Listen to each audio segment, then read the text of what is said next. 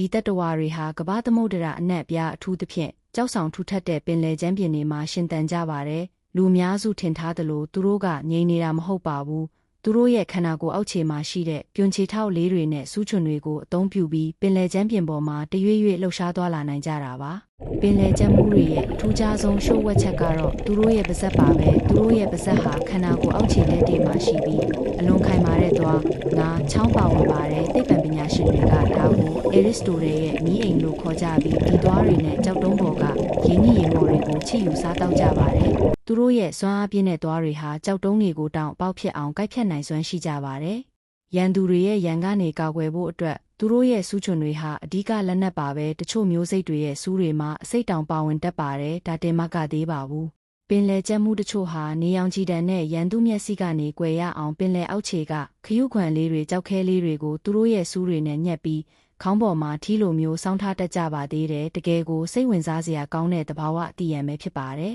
။ပြင်ပကစူးခွံကြီးတွေဟာကြောက်စရာကောင်းပေမဲ့အထဲကလိမ္မော်ရောင်ကတိပါလို့အတွင်းသားလေးတွေကတော့ကမ္ဘာဈေးကြီးဆုံးစိန်ခံပင်လယ်စာယူနီအဖြစ်လူသိများပါတယ်။အထူးသဖြင့်အမျိုးသားတွေအတွက်ဟော်မုန်းစနစ်ကိုမြင့်တင်ပေးပြီးခွန်အားဖြစ်စေတဲ့ဇင့် KSA